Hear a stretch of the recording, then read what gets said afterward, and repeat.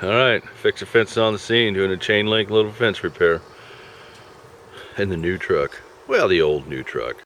So here we are, we're coming in up on the stuff that needs to be repaired.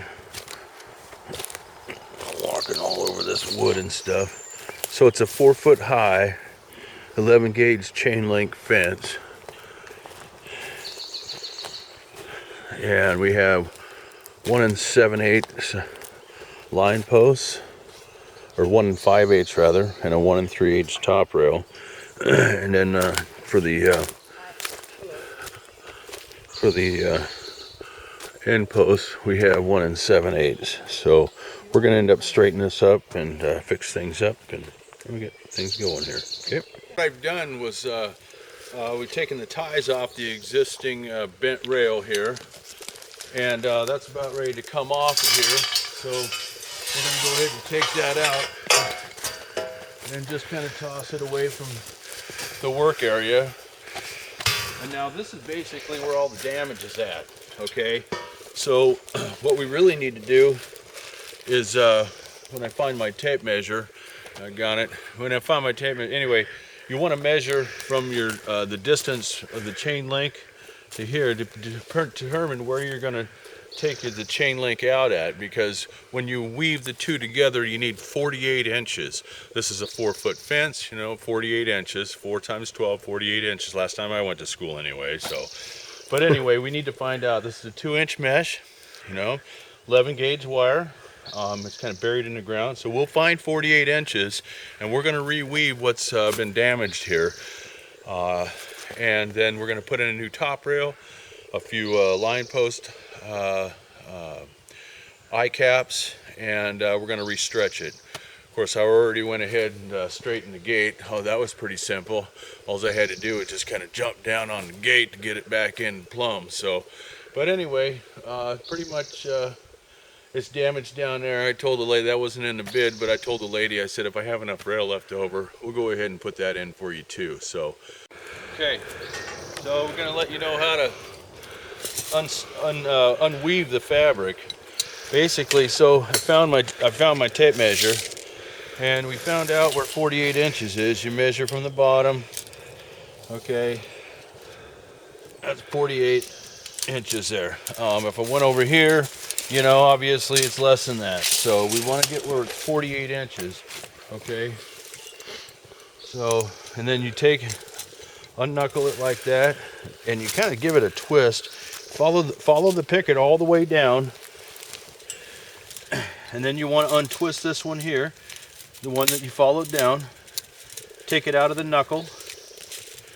Okay, if you can. That's why I wear gloves when I'm down here.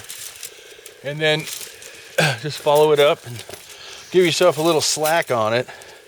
And what that does, it allows you to weave right out. Just follow it up. Boom. Boom. Now we have an extra picket because we didn't cut it. Okay, so you have an extra picket to work with. So when we splice that in, we got something to work with.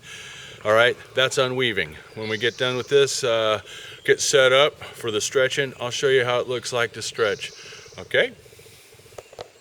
Okay, so what I've done is I've taken all the chain link, and we took the old and weaved into the old. Now I have, so that way it doesn't look like a patch job. You know, you got old, new, and old. I just went ahead and moved everything down. It's a small stretch, so, you know, it took an extra 5 minutes. Whoop-de-doo, right? Had to take my shirt off and put my sweat rag on. Oh well.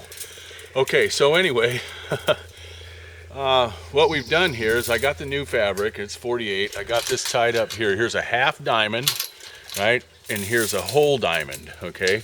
So you got your old picket, and we're gonna take the old picket, and in theory, because I've measured 48, this should weave right down in without any hindrances, other than maybe not enough slack or too much tension.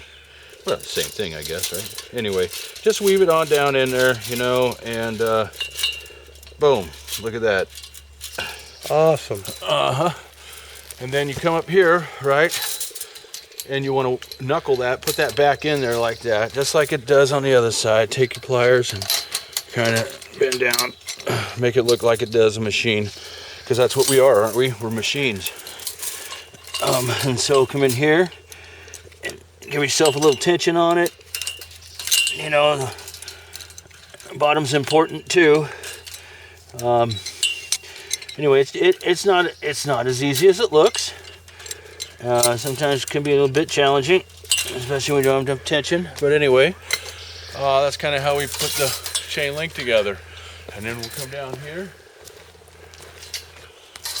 give it a yank, put yourself a tie on here, a couple of diamonds away from. Remember, you always want to put your fabric on the side that you're stretching from. So if I'm stretching from this end, I put my tie on this side. If I was stretching from that end, I'd put my tie on this side. Otherwise, if you get a big long run of 200 feet and you put it on this side and you're stretching from that side, it's going to run in here and then it's going to bend your line post. So we don't do that. Okay, there's that. And that gives it a good temporary set. And now we got the new fabric all in spliced in with the old. So okay, so anyway, this is the kind of the stretching part. What I've done is I've got me about 5, 6 feet away from where the point I'm going to be stretching or hooking into, and I got my tie here.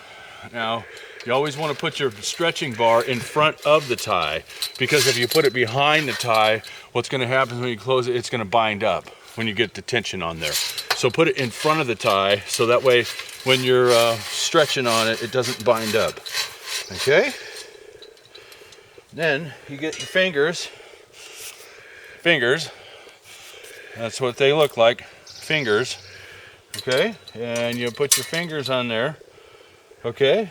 Then you come over here, and this is what's called a sling. Okay, I like to use a sling on my stretching, because if you just wrap the cable around there, what happens is it tends to fray, and then when you go to put your hand on it, you get those cables in your hand, and that doesn't feel too good. I don't know about you, but I got office hands. So anyway, give yourself a little bit of slack there on your come along, your jack. You might want to make sure that it's kind of in the way and give it, okay, sure that's all the way up. Give it some stretchings, and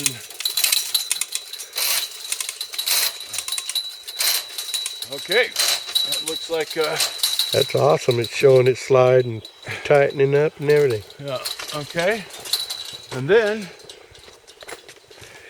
basically all we need to do now is come on over here and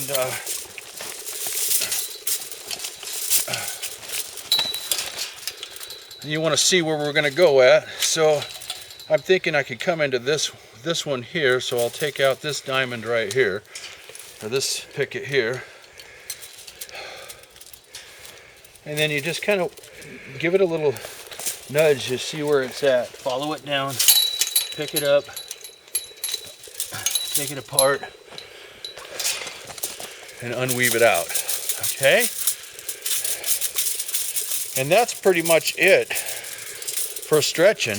Now pretty much all you've got to do now is you grab your bar, put your tie up here, grab your bar, slide it down, and put your nuts and bolts in. So that's pretty simple for a fix-a-fence. Okay, and if I got anything more to show you today, I'll pull it out of the... Oh, where'd my hat go? Okay. Rock and roll. Okay, so I pulled one out of my hat here, since I don't have my hat on. Thought I'd go ahead and give you an idea on how to tie these ties. This is what I do anyway. You stand too much in the sun. You find out what you want to do, and make it comfortable. Okay, so anyway, I just take it and get it hooked in there, right? And you want to lock it in there, see? So that way the end of the tie is locked in when you bring it around, okay? So it has a harder chance of being pulled off if a tree does fall on it. Take it down, measure it about right here, just on beyond the diamond there, and wrap it up around, hook it through, take your pliers and take it around and wrap it up like that. That's pretty much how I do a tie. Okay, and then kind of like the rest of this all taken care of. So anyway, you know what we've done. Coming down here and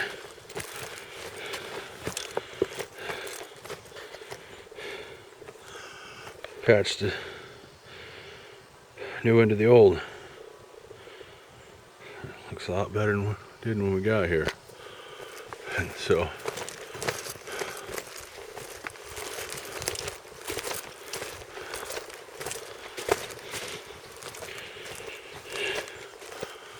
see, new gauge even a lot better. Anyway.